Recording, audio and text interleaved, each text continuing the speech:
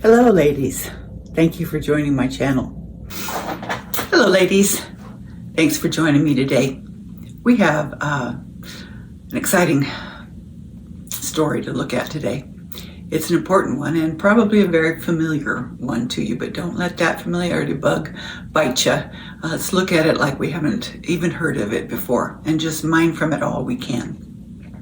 So it is the only miracle of Jesus that is recorded in all the Gospels, Matthew, Mark, Luke, and John, except for, of course, the resurrection of Jesus.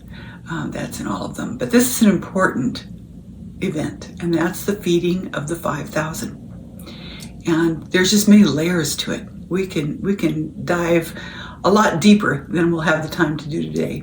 But it's an exciting story, and it teaches us a lot.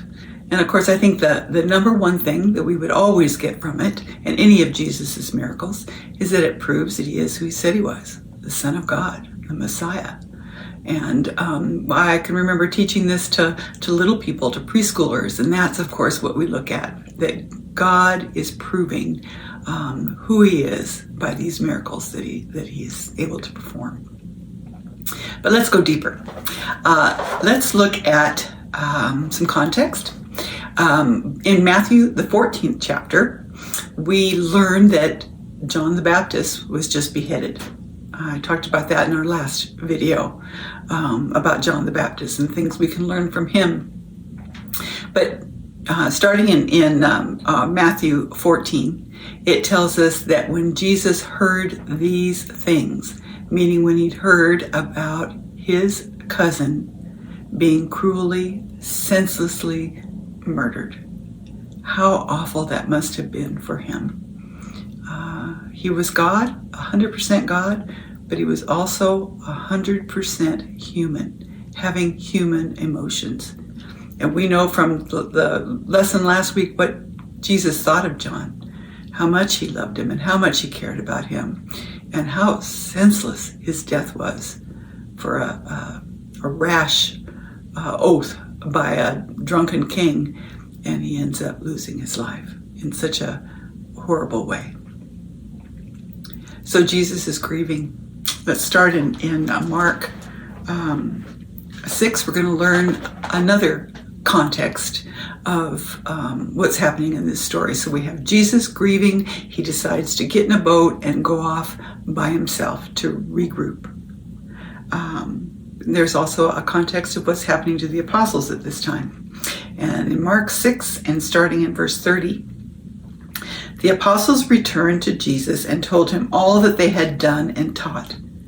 And he said to them, "Come away by yourselves to a desolate place and rest a while, for many were coming and going, and they had no leisure even to eat. And they went away in the boat to a desolate place by themselves." So that was Mark 6, starting in verse 30. So we have a context also of what's happening to these apostles. Jesus has given them the ability to work miracles, to go out and do what he does. He sent them out in pairs, and they went out and they had the ability to cast out demons and heal people and teach about the kingdom of God. And that's exciting and exhausting. And they didn't even have time to get themselves food. I love the way this says the leisure to get themselves food, even to eat. And so they went away with Jesus. So it's like group retreat. They're going to go get built back up by being by themselves and having some time for reflection and rest. Doesn't quite happen that way. Let's keep on reading in Mark 6, starting in verse 33. Now many saw them going and recognized them, and they ran there on foot from all the towns and got there ahead of them. When he went ashore, he saw a great crowd, and he had compassion on them because they were like sheep without a shepherd, and he began to teach them many things. It didn't quite work out that they got to be alone. And I wonder what we would have thought about that if we'd been on this trip with Jesus and we thought we were going to get to go rest. And then there was a crowd that had great needs, And then Jesus, did you catch what emotion Jesus had toward them?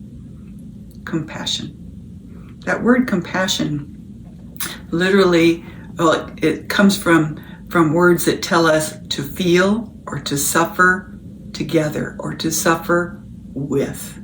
It's a feeling that really urges one to do something about the suffering. In fact, there's a Greek word in there that has to do with intestines, so it's like a gut-wrenching feeling that makes you want to help, to do something, to feel with. And that's how Jesus is feeling toward the crowd. And I love that it tells us what he was thinking, that they were like sheep without a shepherd. So sheep without a shepherd can be very destructive, running around in circles, making ruts, eating what they shouldn't be eating, destroying what they shouldn't be destroying, fighting among themselves. Not a pretty picture when sheep don't have a shepherd to lead them. And do we see Jesus that way when we are acting like sheep without a shepherd?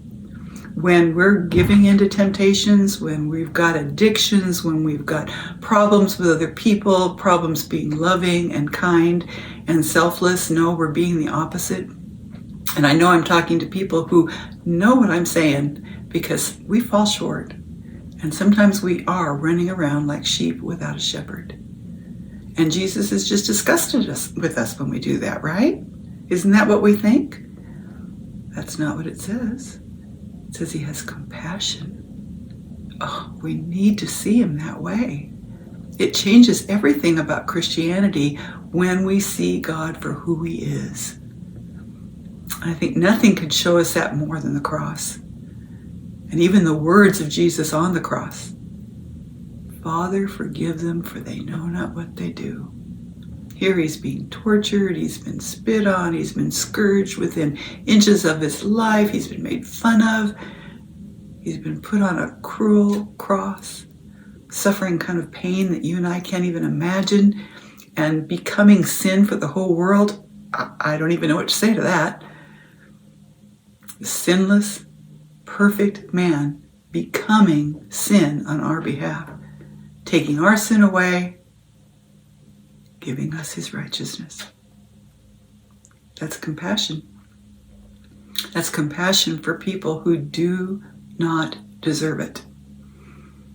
Now, does that mean we can just live any way we want? God's just such a good, loving God.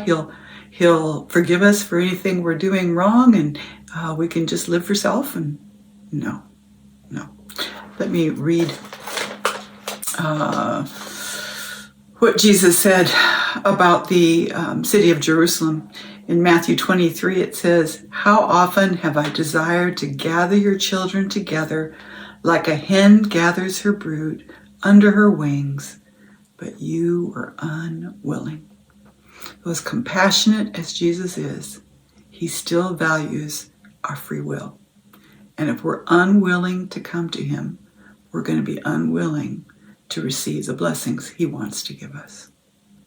So we don't want to be like that. We want to be able to turn to him, know who he is, know he's compassionate. And at times when we think we should hide from him, that's the time we should run to him. Okay, so we want to get that. We want to get that he's a compassionate God. Let's read on, starting in verse 35. So we're gonna learn about the disciples here a bit. This was definitely a blessing to the crowd to be fed, but it was an even greater blessing to the disciples. So let's look at that. Verse 35, "And when it grew late, his disciples came to him and said, 'This is a desolate place, and the hour is now late. Send them away to go into the surrounding countryside and villages and buy themselves something to eat.'" I would imagine that they had mixed motives, kind of like you and I do. When we go to do something, we have a hard time getting rid of self. And I'd like to think that their motives were also that Jesus has been rubbing off on them, and they saw the crowd and honestly wanted the crowd to be taken care of. And they thought they knew what would be be best for him to send them away so that they could get something to eat. But I also know they've been truly depleted by the work that God gave them to do, and they're exhausted. So I would imagine this also means send the problem away. It's time for us to go get something to eat ourselves, and it's time for us to rest. We never did get that time of retreat together. I would imagine that they have both there. But Jesus answers them in verse 37. But he answered them, "You give them something to eat." And they said to him, "How shall we go and buy 200 denarii worth of bread?" That would be about 8 months of wages for them. "And give it to them to eat?" And he said to them, "How many loaves do you have? Go and see." And when they had found out, they said, 5 and 2 fish. I love that. What do you have? Go and see. And I think that's an incredible lesson for us when we are living this life and we feel so inadequate and so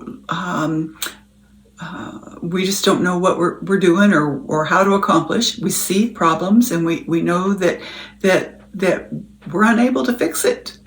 And so sometimes we can just back completely away from it. And he's saying, don't do that. Go and see what you've got. Yeah, it's going to be meager. It's going to be less than adequate, but bring it to me. If you bring it to me, Jesus is telling us, and we partner together, we can get the job done.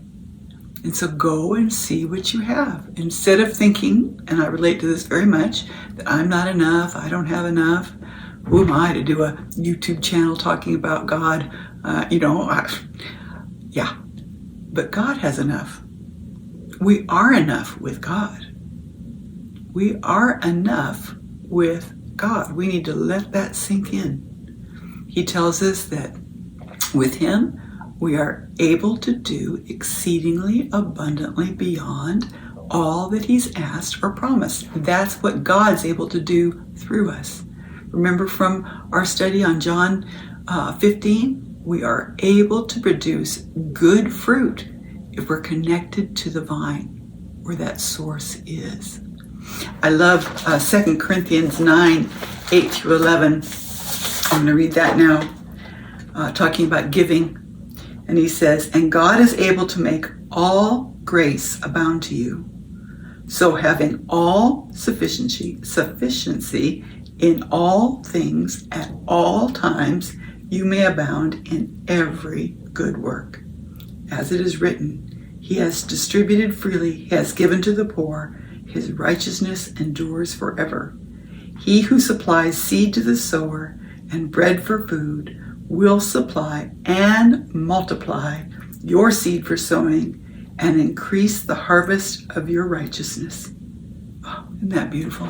What God can do when we partner with him, when we're in fellowship with him, when we partake of that divine nature by taking God's word and putting it in our heart and letting it change us so that Jesus does rub off on us and we can be like him, and then he will produce his will in us. So they were learning a great lesson. Those disciples were. They thought, let's just send them away. Let's get rid of the problem. We do that too, don't we? When we have a big problem, instead of thinking that what can I do for this problem? We just want Jesus to take it from us.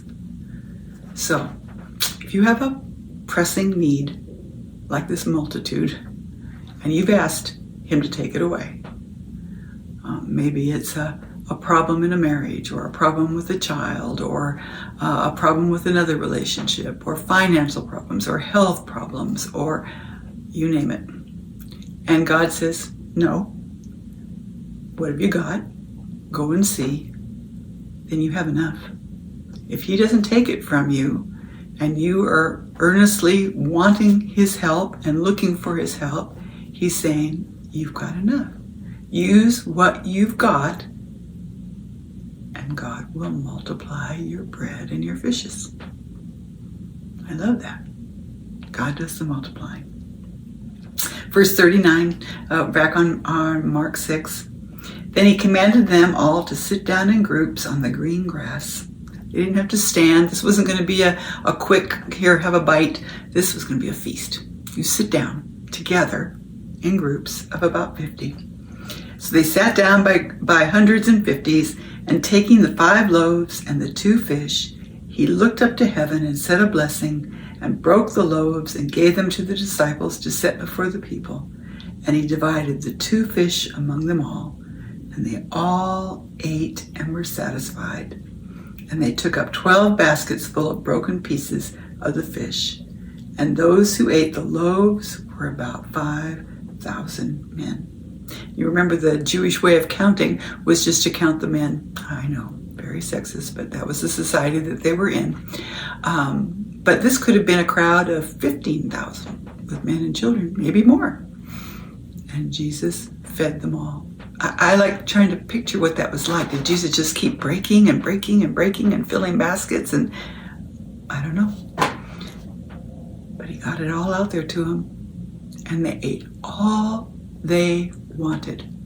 They were completely satisfied. So satisfied that there were leftovers. And did you catch how many baskets were left over? 12. How many apostles? 12. They didn't think they had enough.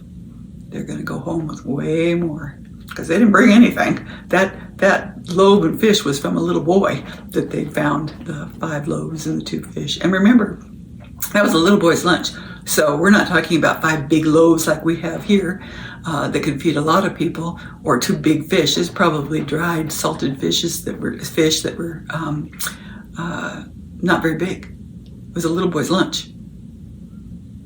But it fed 15,000 people till they were completely satisfied. Satisfied. What's that? Another word for joy? To be completely satisfied in Jesus? Is to have joy? There's a lot to this, isn't there? And we just touched the edge of the garment. There's so much more. But anyway, I hope it blessed you today to think about this miracle. It sure did me studying it. Thank you for joining me today. You know the drill. Please subscribe if you haven't already, and hit that like button, the thumbs up if you enjoyed it. And I would love to hear from you. Take care, ladies. God bless. Bye-bye.